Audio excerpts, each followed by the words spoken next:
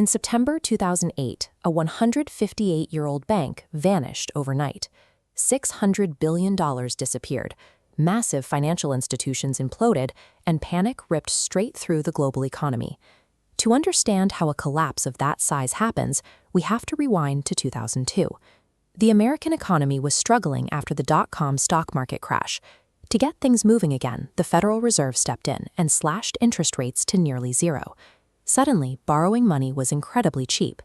With loans so affordable, everyone's favorite pastime shifted to buying a house. Home ownership became the ultimate symbol of stability and success. The message everywhere was loud and clear: why rent when you can own? The combination of rock-bottom borrowing costs and intense cultural hype created a perfect environment for lenders.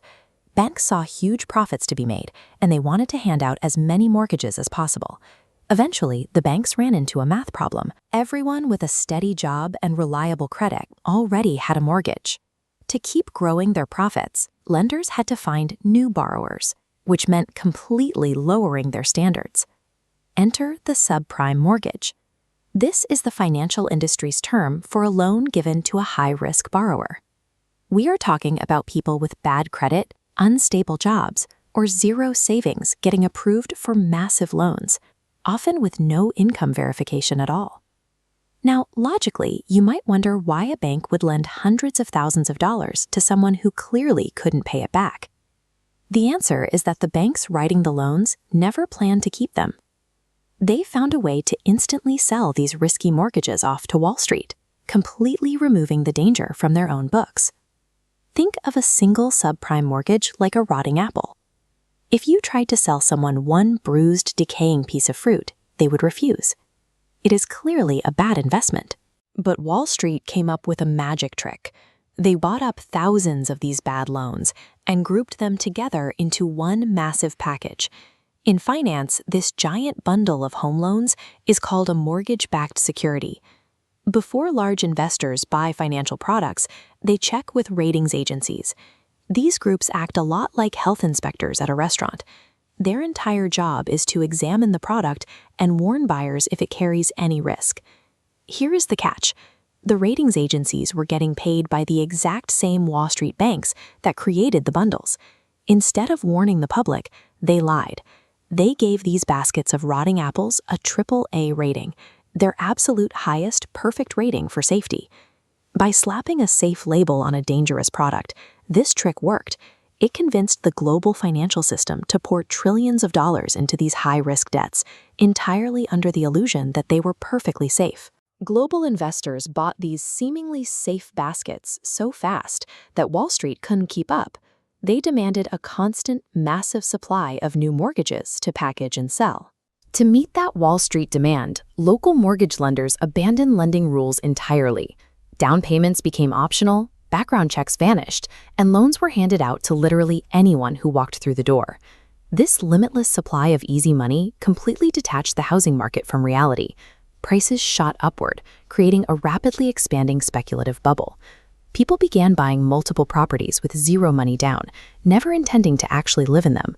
They simply held the houses for a few months and sold them to the next buyer for double the price. As more money poured in, the entire global economy ended up resting on one fatal assumption: that housing prices would never go down. Fast forward to 2007, the math finally caught up with the market. Those high-risk borrowers who took out massive loans could no longer afford their monthly payments. Missed payments quickly became a wave of defaults. As banks took the houses back, the massive supply on the market forced home prices to drop, trapping millions of families in houses that were suddenly worth less than their mortgages. Up on Wall Street, the banks looked inside their vaults. They realized those perfectly rated, highly demanded asset bundles were packed with loans that had just turned to ash. When the institutions holding all the world's money realized the foundation beneath them was completely worthless, trust instantly evaporated. Banks had no idea which of their competitors were holding the toxic bundles and which were clean. Operating out of pure fear, they completely stopped lending money to each other. In 2008, the panic peaked when Lehman Brothers, a financial giant that had survived for over a century, collapsed into bankruptcy overnight. It proved that no bank was safe.